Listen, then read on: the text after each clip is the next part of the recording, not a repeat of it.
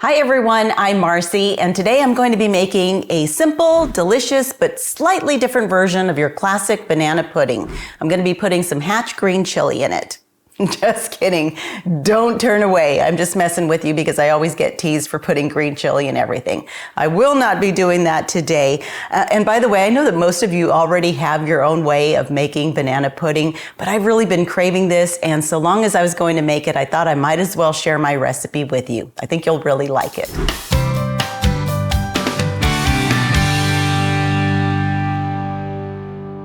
Besides the fact that I was craving this, another reason for me making this today is I actually found ripe bananas at the grocery store. Is it just me, or are they always green nowadays?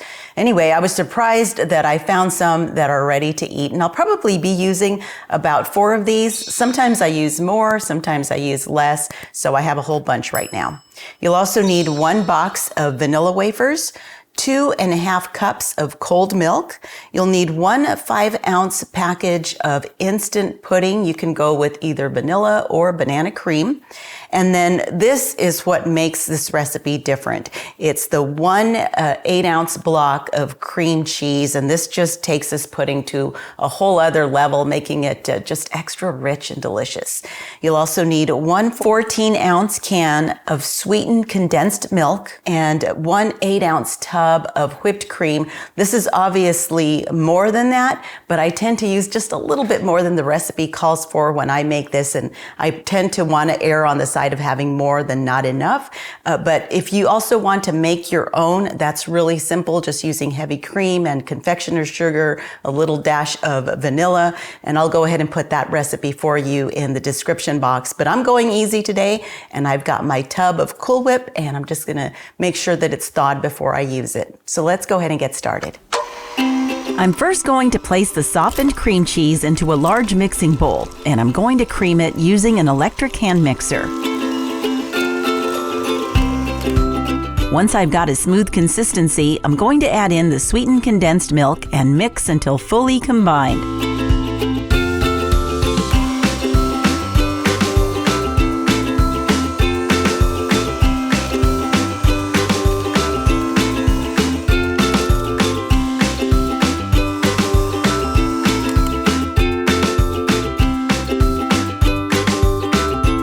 Next, I'll mix in the packet of instant pudding, followed by the milk,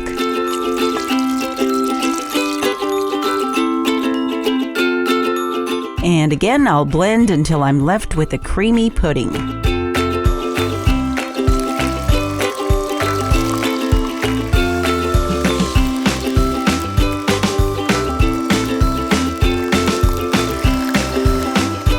This looks good already, but we're not stopping here.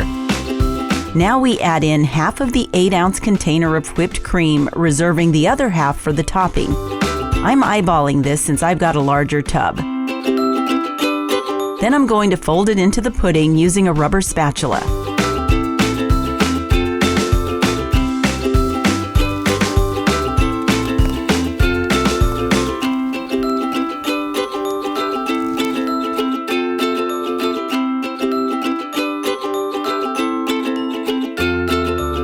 Once the pudding's all combined, we're ready to assemble, and I'm going to be using a trifle dish today because this only gets used once or twice a year, and this is a perfect excuse to pull it out. But you can use any type of dish or bowl, or you can even use individual drinking glasses so that you can have single serve pudding. It's all up to you. You just want something that's a clear glass because this looks really pretty and you want to show it off from the sides.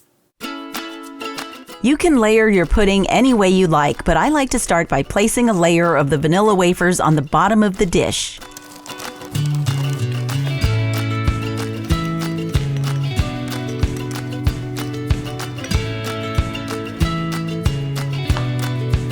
Now I can slice the bananas into coins.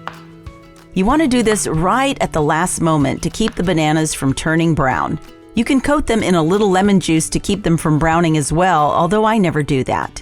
I'm going to take these slices and place them over the cookies.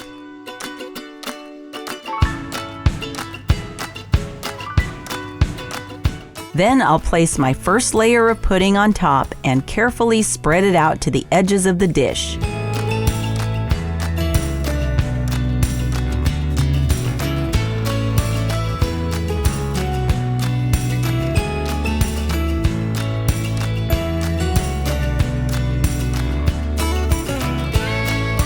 Once there's pudding in the dish, you can get more creative and place the wafers standing up all around the edges. But at this point, you just continue to layer all your ingredients.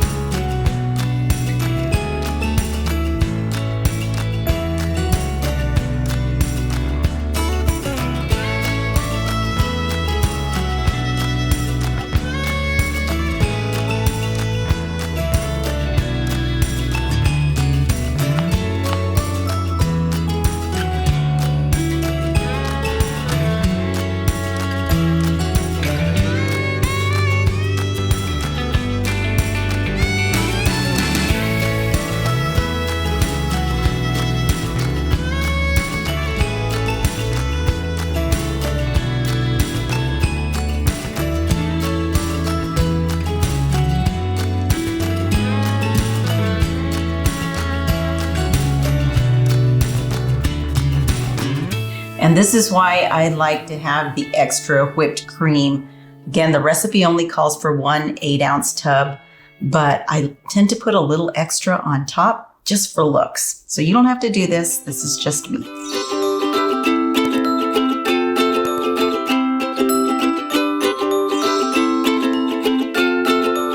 If you're using an 8-ounce container, use the remaining half, which you should have reserved earlier, and just spread it across the top of the dish.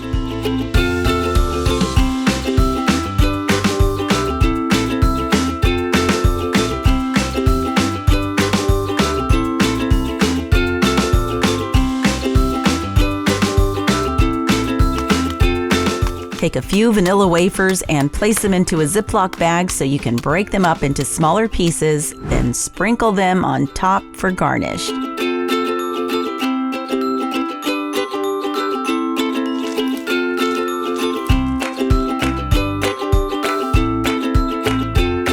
Doesn't this look good enough to eat? I am tempted to dig in right now, but if you like the vanilla wafers to get just a little bit soggy from soaking up the pudding, you should put it in the refrigerator to chill for at least a couple of hours. I'll see if I can wait that long.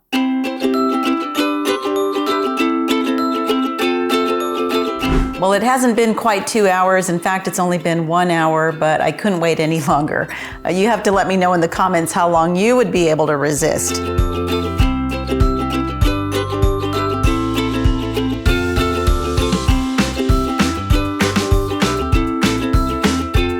I didn't think this through. I'll have to put this in here. And I did drop a banana, which I will pick up. All right, I can hardly wait to try this.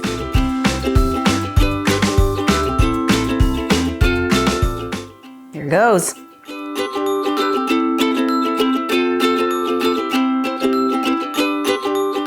Wow.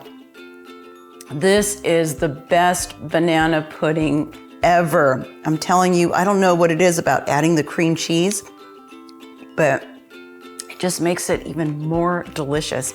Tony's behind the camera right now just saying, hurry it up so that we can finish this segment and he can have some too. We both have such a sweet tooth that even though there's a lot here, we'll devour it in no time. You'll have to let me know in the comments what you think of this recipe and if you plan on trying it. Thanks so much for checking out this video. If you liked it, be sure to give it a thumbs up and subscribe if you haven't already. I also invite you to follow me at Marcy Inspired on Instagram and Facebook. Until next time, blessings from my kitchen to yours.